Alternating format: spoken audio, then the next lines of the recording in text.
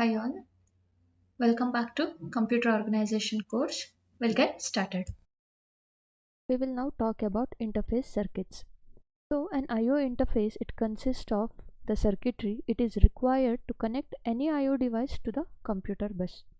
So on one side of the interface we have the bus signals, that is for address, data and control, and on the other side we have the data path with its associated controls to transfer the data between the interface and the I/O device. Now this side, it is called as the port, and this port can be classified as parallel port or serial port. Parallel port, it transfers the data in the form of number of bits, and usually it would be 8 to 16, and it would be sent simultaneously to the device, or it would be captured simultaneously from the device. And the serial port, it receives or transmits the data one bit at a time. Now the communication with the bus, it is the same for both the formats, like the conversion from the parallel to serial format, or vice versa, like serial to parallel. Now this would be taken care by the interface circuit. Okay, so in the case of parallel port, the connection between the device and the computer, it uses a multi-pin connector and a cable with as many as wires, typically arranged in a flat configuration. Now the circuits at either end are relatively simple, and there is no need to convert between parallel and serial formats. Now this arrangement, it is suitable for the devices that are physically closer to the computer. But for longer distances you would need serial format, which is more convenient and cost effective. Okay, now we will see okay now we will see the functions of the I/O interface. So the functions are here. It provides a storage buffer for at least one word of data. It can be 1 byte in the case of the byte oriented devices. The next function is it contains status flags that can be accessed by the processor to determine whether the buffer is full for input or empty for output. It contains the status flag as well. It also contains the address decoding circuitry to determine when it is being addressed by the processor, when the I/O device is getting addressed by the processor. It would generate timing signals required by the bus control scheme. Also it performs any format conversion, like from serial to parallel or vice versa, it would do that. Now we will see the parallel port and serial port in depth. The first one is the parallel port. First, let us check how a keyboard to a processor connection is done, that is parallel port connection. So here we can see the keyboard switches, that is the keyboard hardware here. Then we have some encoder and debouncing circuit, and after that we have input interface, which consists of the data in buffer and SIN flag. Now this interface circuit, it is connected to the processor.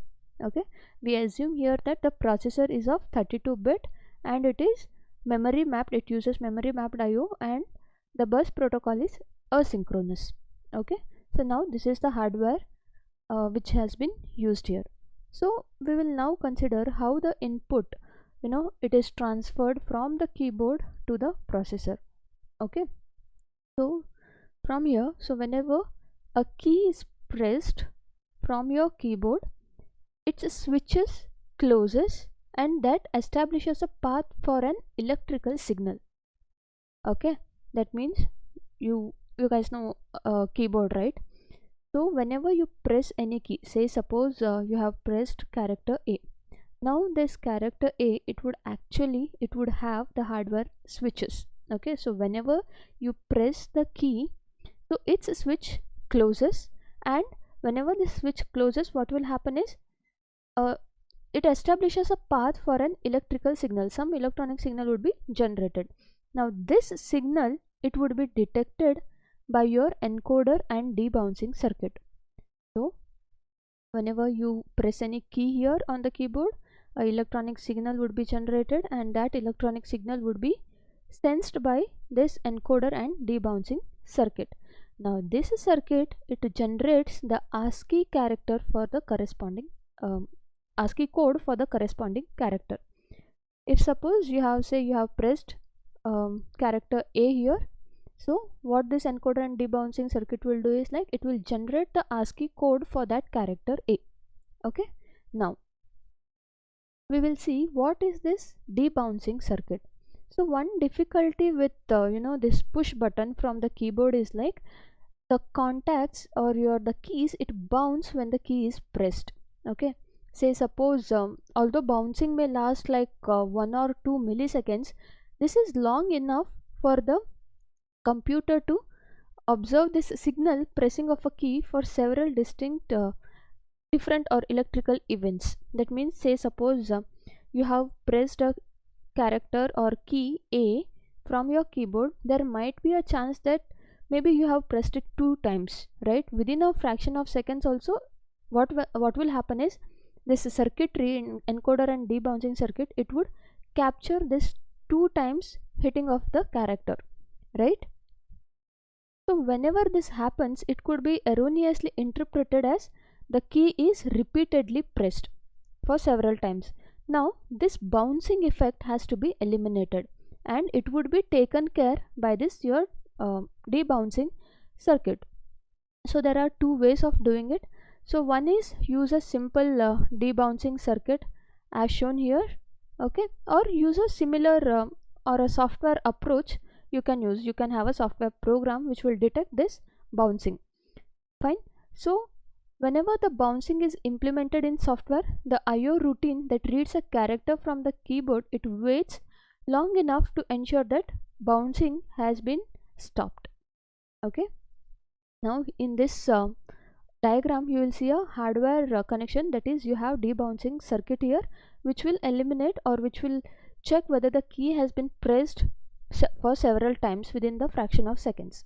Okay, now this output of this encoder and the debouncing circuit, it consists of the bits that represents the encoded character and one control signal which is called as valid, which indicates that the key is being pressed. Okay, so you have got like hope you have got this one. Whenever key is pressed from the keyboard, it would be encoded here and a ASCII code would be generated. The output of this circuit is that the bits that will represent your encoded ASCII character. Okay, and apart from that data you have a control signal called as valid. So this valid, it means that a key has been pressed in the keyboard. Now this information is sent to your interface circuit here. Now interface circuit, it will contain the data register or a buffer called as data in and a status flag called as yes in. Okay, so when a key is pressed here, what will happen is the valid signal changes from 0 to 1. Okay, so it is by default valid would be 0, so whenever key is pressed it would become 1. Now it causes the ASCII code to be loaded into this data in, right? ASCII code would be generated, this data would be now placed in the data in register. Okay, now whenever this is placed, the ASCII code is placed in data in register, SIN would be set to 1. SIN flag status of the input, it would be set to 1. Now the status flag SIN is cleared to 0. It would be cleared back to 0 when the processor reads the content from this data in register. Now this is done by polling. Okay, that means processor continuously checks the status of the SIN register, and whenever it is 1, your processor understands that some valid data has been put up in data in register. So the processor now what it will do, it will read the content and then SIN flag changes from 1 to 0. So we had assumed that we will use here asynchronous bus, right? So that means we have the signals master ready and slave ready, that is handshake protocol is used here. Again you have a control line called as read bar write. It says whether a read operation is performing or a write operation is getting performed. Okay. Now let us see how this processor would read the data from this data in register. So what the processor will do is like it will continuously poll or check the status of this SIN flag, right? So whenever SN becomes 1, your processor will understand that some valid data is present in this data in register. Now it is your processor's duty to send the address and the command to the input interface or the device, input device. Okay, so it will send the address of that device and it would generate a read signal. Apart from that, as we have assumed we are using asynchronous bus, your processor will also make this master ready signal as 1. Okay, so processor, it would send the address, then it would send the read command, as well as it will send the master ready signal.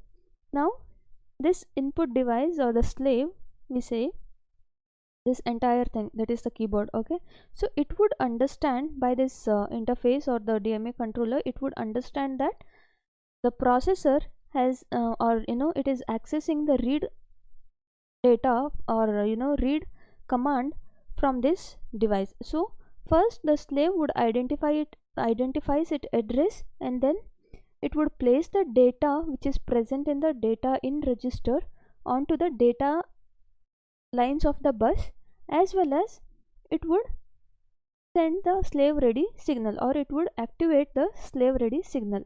So now what will happen is, processor or the which is the bus master here, it will get the data, and from the slave ready, your processor will understand that this device, the address device, has sent some valid data. So your processor reads the data from data in register. Okay, so this is how parallel port works. So we had taken an example of keyboard to the processor connection. Now we will see a output operation, like from printer to processor, how the connection is done. Okay,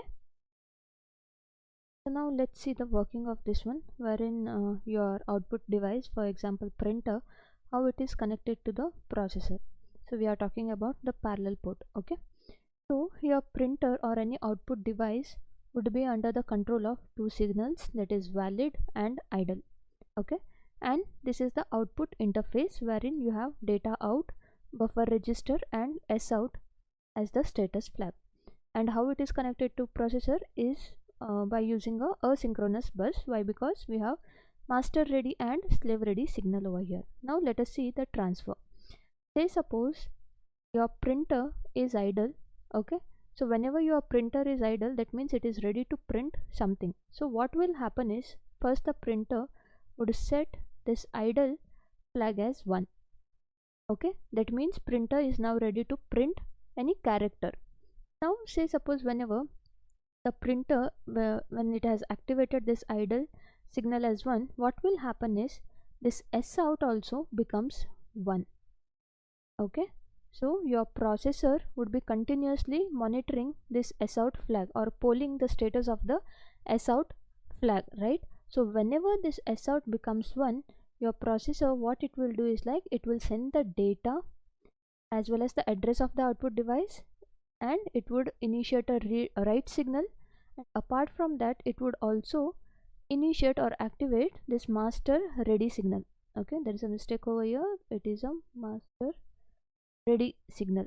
Okay, so understand that, say whenever the printer is idle, or it is ready for printing something, it will activate this idle signal. So whenever this idle signal is activated, that is set to 1, the status flag, that is S out, would become 1. The processor, which is continuously monitoring this status flag, whenever this becomes 1, your processor understands that the printer is ready to print. So what it will do, processor, it will send the data on the data lines of the bus, it would send the address of the printer or the device on the address lines of the bus, then it would initiate a write signal or command on the control signal lines. Then apart from that, it would also send out or activate this master ready signal. Now your slave, it understands that the master has sent some, or before that, your slave would identify its address on the address line. Then what will happen is,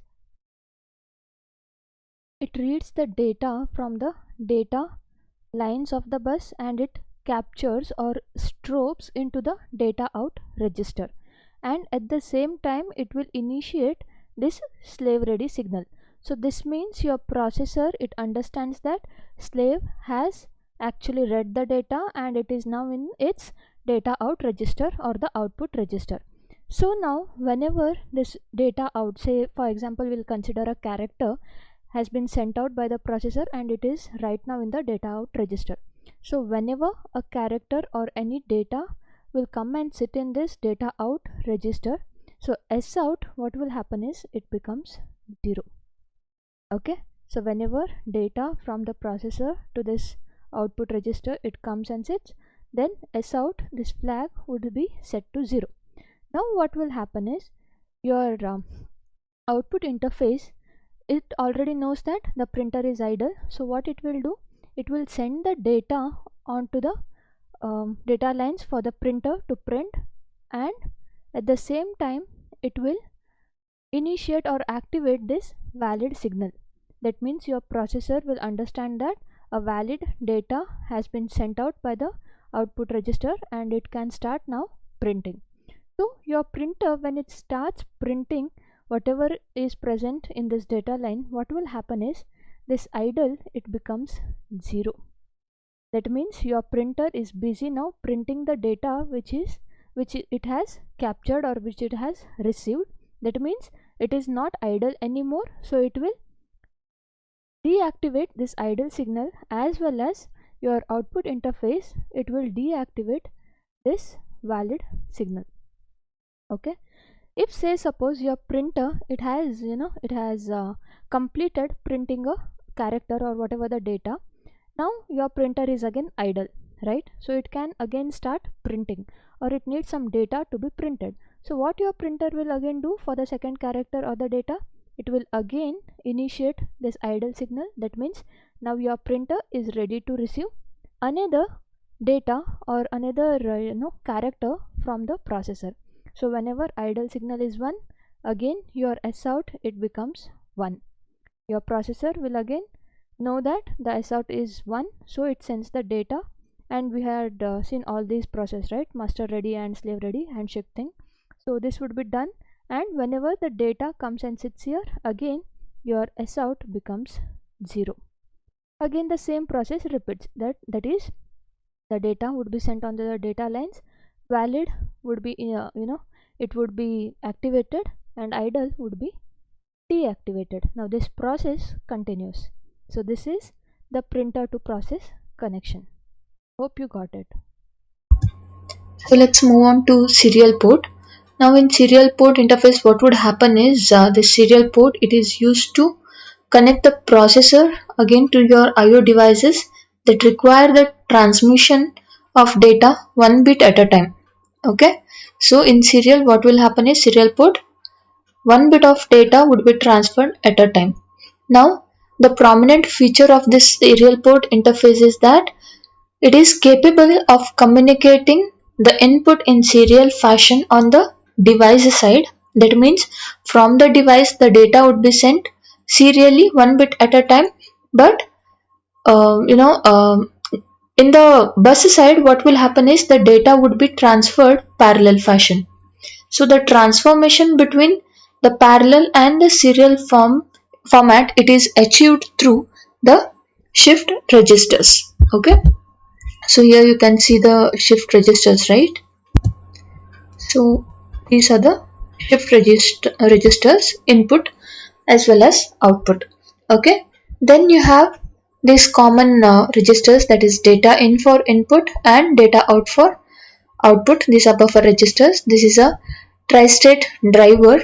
Now we will see the working of this one, like how the input is taken and how the output is given back to the IO device in serial port. Okay, so now this is a diagram for your serial interface. Again, the shift first, we'll talk about the input from the IO device, input from a input device. So what will happen is the input will be accepted bit by bit, right? So the input shift registers, this register, it will accept the data in a serial format, bitwise format, that to serial. Okay, so what would happen is, say suppose an input device has sent a bit over here, your input shift register keeps that bit with itself. Okay, so whenever it receives 8 bits, so what this shift register will do is like it will send out the 8 bits in parallel to the data in register.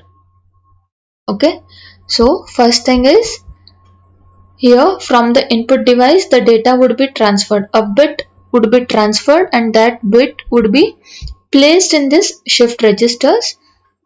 This input shift register, it will have 8 bits. Okay, so whenever the first bit is transferred, it will keep that bit with itself, it won't transfer it to the data in register.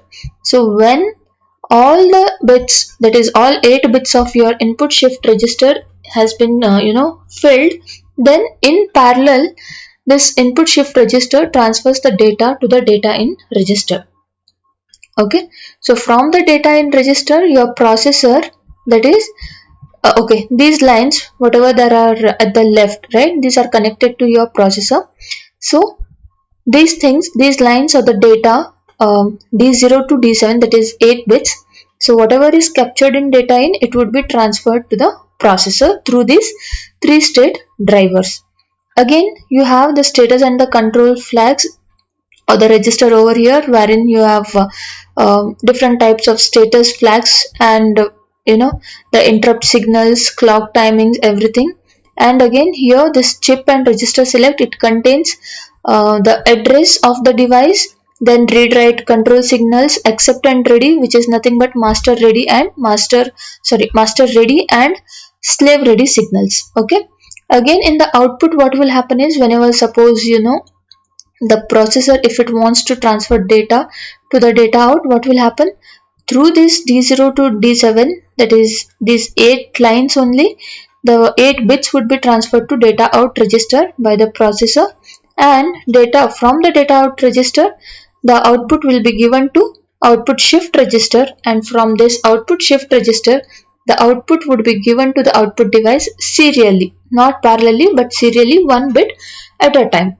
Okay, so it is quite similar to your parallel port. Again, here status and the control, we have your SIN flag, SOUT flag, again data in data out registers. The process remains same for the status flags and all. The status flag, when the SIN flag is set to 1, when the new data are loaded into data in. From here, from the input device, whenever the data has been moved up to the input shift register, and from shift register when it comes to the data in, the SIN flag would be set to 1, and it is clear to 0 whenever the processor reads the contents of the data in register. And for data out, what will happen is, the SOUT flag indicates whether the output buffer, this data out, is available or not. So it is clear to 0 when the processor writes some data into this data out register, and set to 1, that SOUT flag is set to 1 whenever the data are transferred from data out to output shift register. Okay, so this is it about the serial port. Next we will see about standard IO interfaces. A typical personal computer, or your desktop computers or laptops, whatever you take, for example, it includes a printed circuit board, which we call it as motherboard, right? Now this motherboard, it has the processor chip, the main memory, and some IO interfaces. It also has few connectors into which the additional interfaces can be plugged in. The processor bus is the bus, it is defined by the signals of the processor chip itself. So it is not possible to have a common standard for the processor bus. Its structure, it is closely tied to the architecture of the processor. Again, it is dependent on the electrical characteristics such as the clock speed. Okay, the expansion bus, it is not subjected to these limitations, and therefore it can be standardized by a signaling scheme. Some of the standards have evolved by default when a particular design that became commercially successful. For example, we have IBM, which developed a bus, it is called as ISA, that is Industry Standard Architecture, for their personal computer, which is known as PC-80. Okay, now the popularity of that computer, it led to the manufacturers producing ISA compatible interfaces for their IO devices. Okay, so this ISA became a standard. Apart from this evolution, we have some standards that have developed through industrial cooperative efforts. So, for example, some organization such as IEEE, that is Institute of Electrical and Electronics Engineers, then we have ANSI and ISO. Even these organizations have given them a status. Okay, we will see now the example of a computer system using different interface standards. So before that, you will study in this section like the different types of standards such as PCI, SCSI and USB. Okay, so that is nothing but here you have PCI bus, SCSI bus and a USB here. Okay, so PCI means peripheral component interconnect, SCSI means small computer system interface, and USB means universal serial bus. Okay, the way how these buses are connected in a computer system is represented by this diagram. Okay, here the PCI bus, this PCI bus standard, it defines the expansion of the bus on the motherboard. So SCSI and USB, these are used for connecting additional devices both inside and outside of the computer. So SCSI bus is a high-speed parallel bus. It is used for the devices such as disk and video displays. Again, USB controllers or USB bus, it uses the serial transmission to suit the needs of equipment ranging from keyboards to the game controllers to internet connections. Okay, so in this diagram you can see the processor main memory which is connected to the processor bus, how they are connected to the other devices such as through this through this bridge. The rest of the components, they are connected through PCI bus.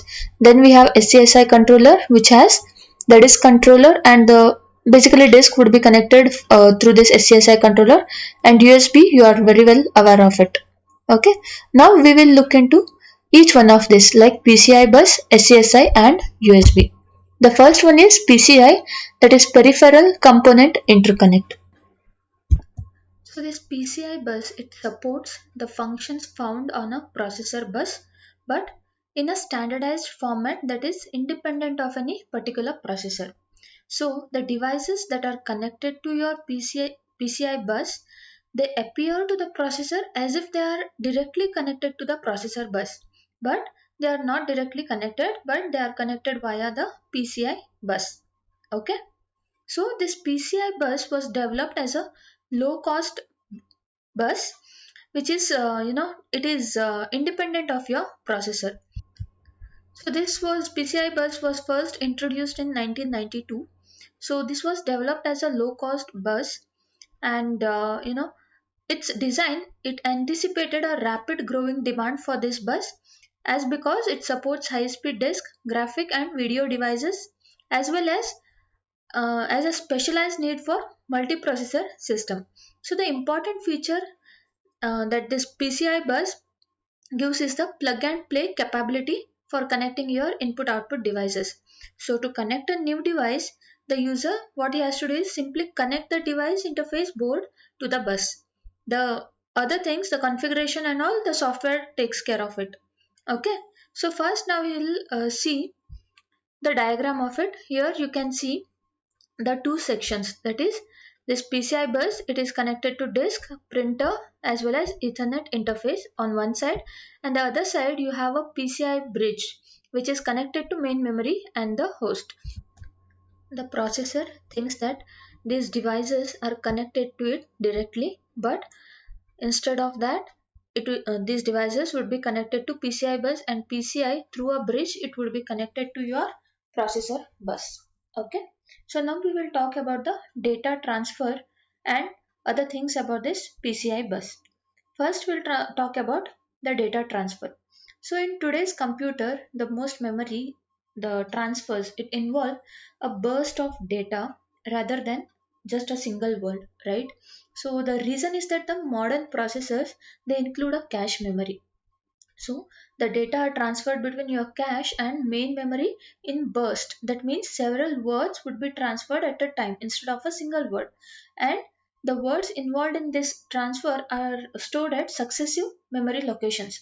So when the processor, it specifies an address and request for a read operation from the main memory, what it will do is the memory responds by sending a sequence of data words starting from that particular address. Again, for a write operation, the processor sends the memory address followed by the sequence of data words to be written into the successive memory locations starting at the address given by the processor. Now, your PCI bus is designed to support this mode of operation, that is burst mode of operation. Okay, so rather than involving a single word of data transfer, it would give you, or a single word of data it is treated as a burst length of 1. Okay, now we will see some of the data transfer signals on the PCI bus. So clock is of 33 megahertz or it is 66 megahertz clock. Then the frame, that is it is sent by the initiator to indicate the duration of the transaction. And then we have AD, that is address, that is 32 address per data lines, which may be optionally increased up to 64. Next we have IDSEL, that is ID select, that is initialization device select. Okay, so these are some of the examples for the data transfers. Next we will see about device configuration, right? So when an IO device it is connected to a computer, several actions are needed to configure both your device as well as the software that communicates with it.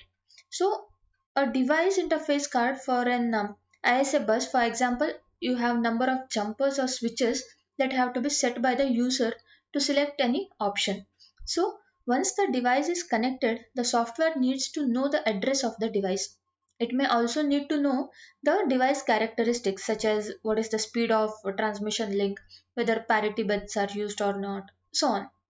So this is simplified by your PCI. This whole process, identification of the devices and all. So what your PCI does is like, so it incorporates in each IO interface a small configuration ROM memory. Okay, that stores the device information about the device, like the device characteristics, name of the device, address of the device, etc. So the configuration ROMs of all the device, they are accessible in the configuration address space. The PCI initialization software, it reads these ROMs whenever the system is powered off or it is reset. So in each case what will happen is it determines whether the device is a printer or keyboard or whatever it is. Okay. Next, the electrical characteristics. So what is the power supply voltage and all. So yeah, we are talking about this. So your PCI bus, it has defined operation like either it is a 5 or 3.3 volt power supply.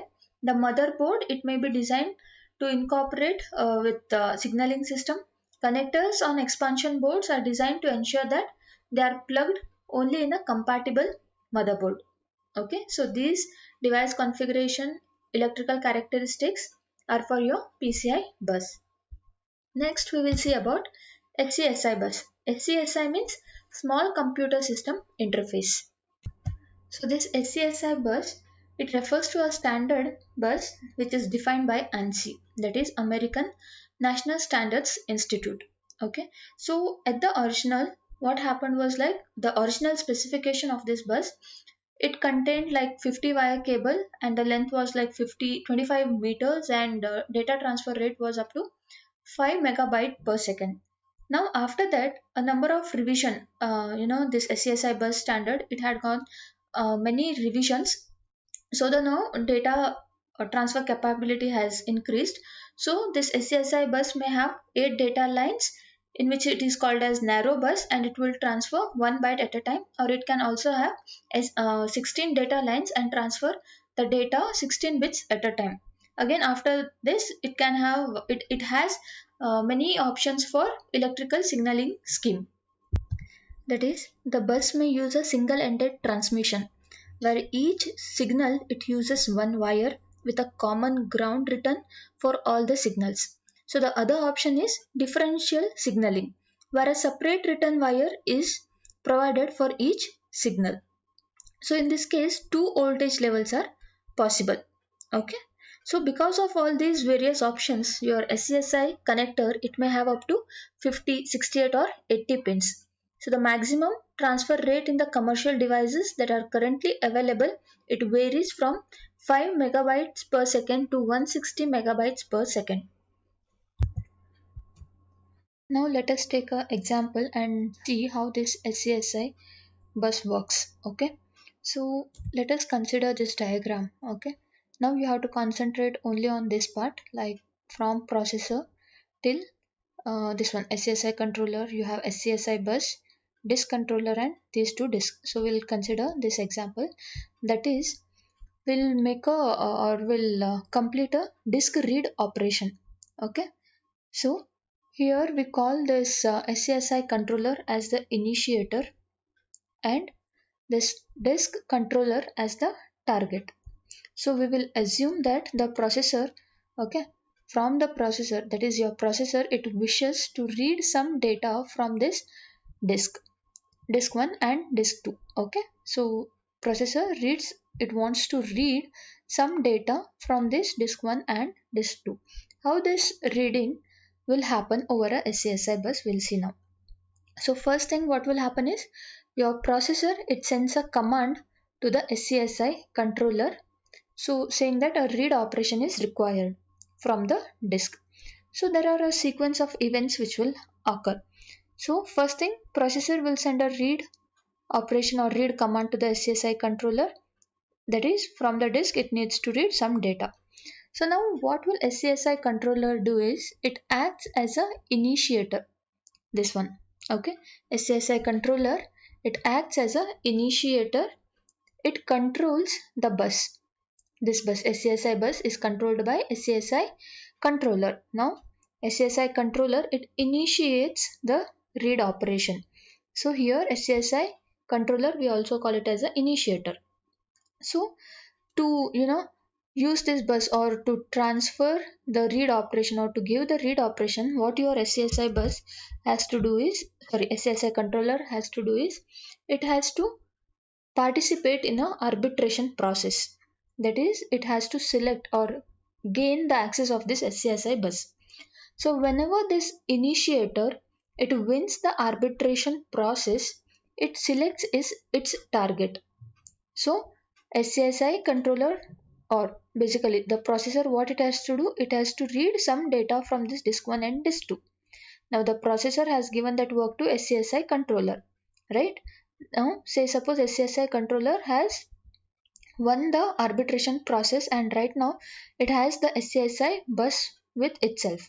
Now what will SCSI controller do is, it will give the command, that is read command, to the disk controller. Now the disk controller is your target. So we call the disk controller as the target. Okay. And then what this initiator will do is, it gives the control of this bus to the target. Now your target, that is your disk controller, it starts an output operation. That is, SCSI is requesting something, I need to output or give some data to initiator is what your disk controller thinks.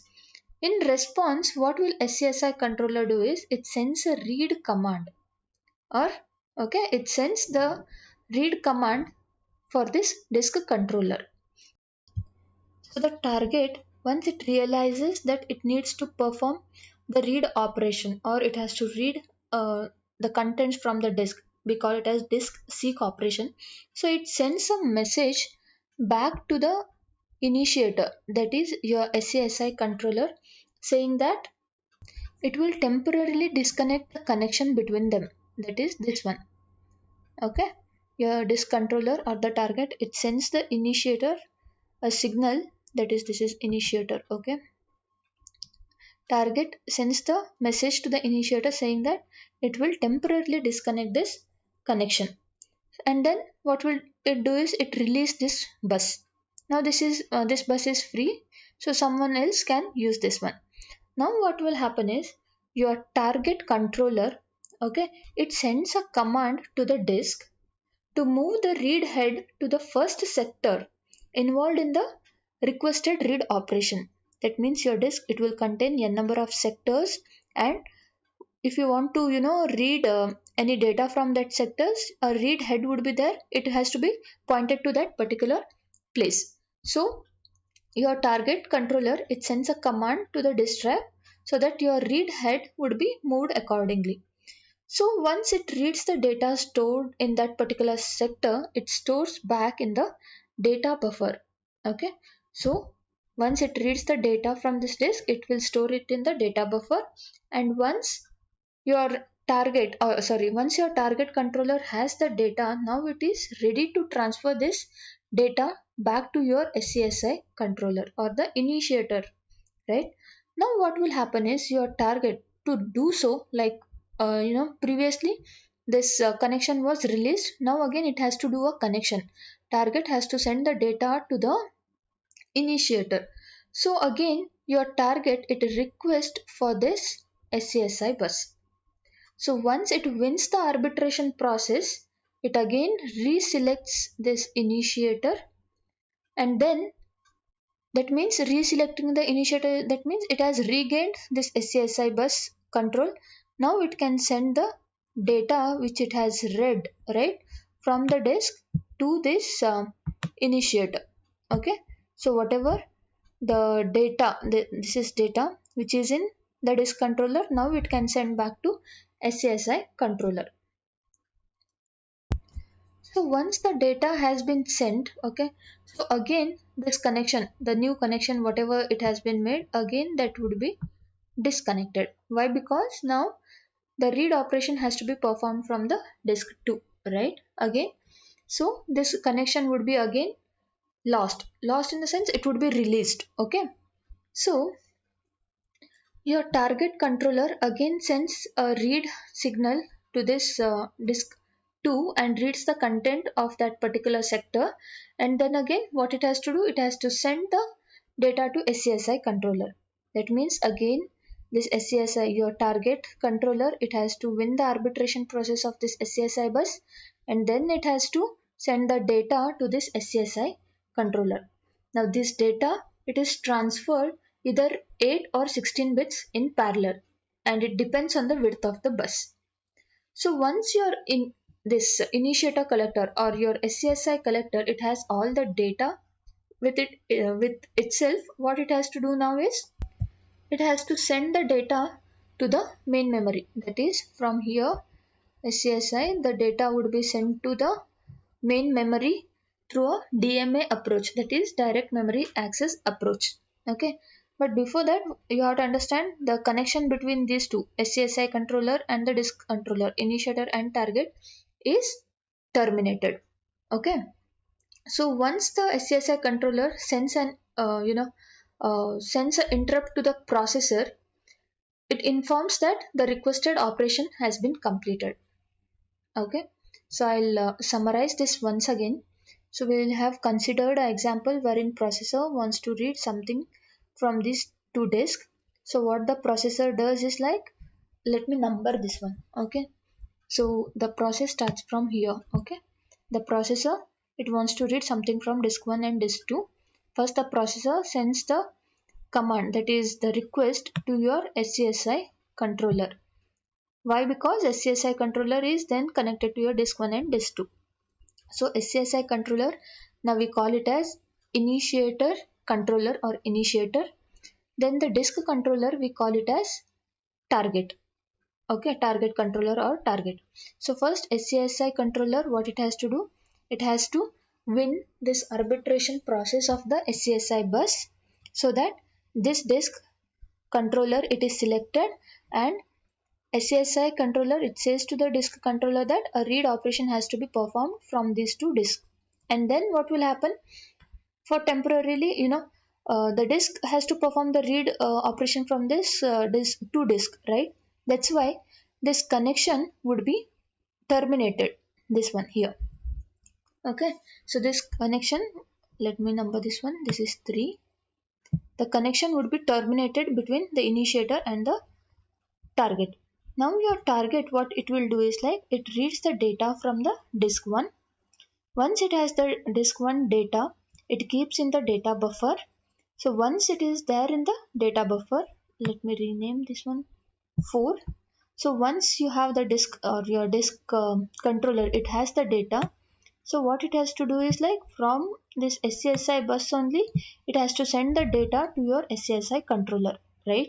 So again the disk controller participates in the arbitration process of this SCSI bus and it gains the control of the SCSI bus.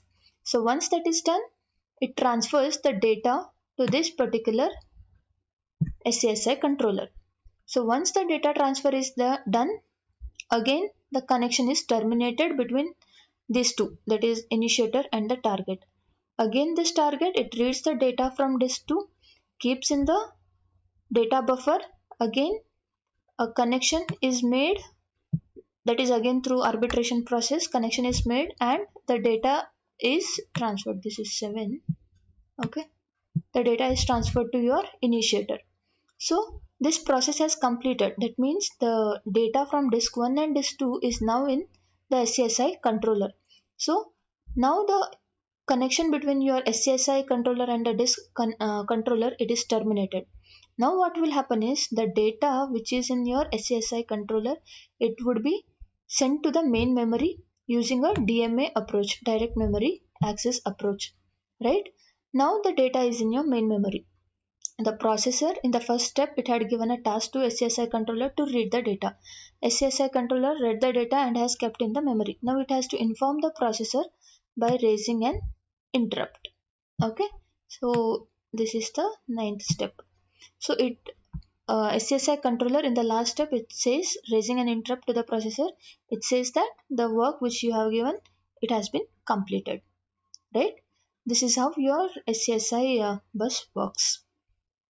So these two slides explain the same thing. Those 9 points which we have discussed in this diagram, right? It will explain the same thing. Okay. Now the last one is USB, that is Universal Serial Bus. A modern computer system, it is likely to involve, a variety of devices such as keyboards, microphones, cameras, speakers, display devices. Again, you have internet. The internet may be wired or wireless, right? So, a key requirement in this environment is that the availability of a simple, low-cost mechanism to connect these devices to your computer, and an important development in this regard is the introduction of your USB, right? You know what is a USB. So this is an industry standard developed through a collaborative effort of several computer and communication companies like your Compaq, HP, Intel, Microsoft, etc. So your USB, it supports two speeds of operation. So it is, one is called as low speed and the other one is full speed. Low speed means 1.5 megabits per second. Full speeds means 12 megabits per second. So the most recent version of the bus specification is USB 2.0. Now we have 3.0 as well, right? So USB, it has several key objectives. Let us discuss some of them. So USB, it provides you a simple, low cost and easy to use interconnection system which overcomes the difficulties due to the limited number of IO ports given by the computer. And again, it enhances the user convenience through just plug and play mode of operation.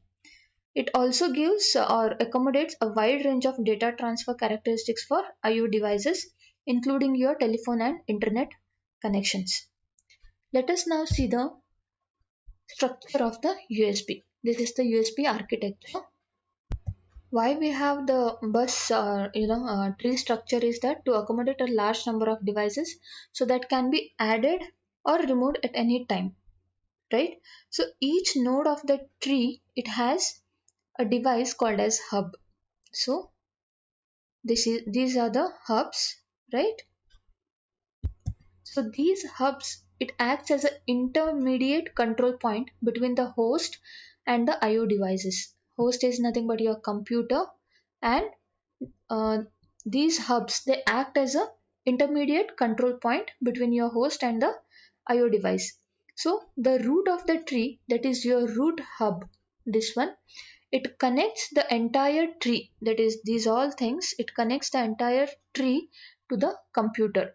Now the leaves are these IO devices, right? Leaves are the IO devices that are being served. For example, this may be a this may be a keyboard, this may be a mouse, or uh, wireless Ethernet cable, something like that. Okay, so the other name for these things, leaves. Other name for this leaves is like, it is also called as functions, right? Okay, so this tree structure, it enables many devices to be connected while using only a simple point to point serial links. So each hub has a number of ports, as you can see in the diagram, like it can have one port, two ports, or as many as required. Okay, so where these devices, like through the hub, it contains ports, and the devices may be connected, including the other hubs as well. So this hub can, okay, this hub can have multiple devices, or this hub can have other hub as well. Okay. So in normal operation, a hub, it copies a message that it receives from its upstream connection to all its downstream ports.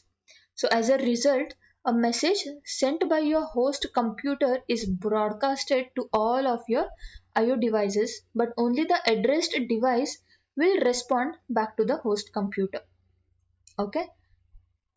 That means whenever the computer sends some message, so all the devices that are connected to it would be sent that message or broadcasted that message. But the only recognized device, whenever it sends, say suppose this device, it sends some data back to the host computer, then only that particular device is, it knows whether it is sending the data.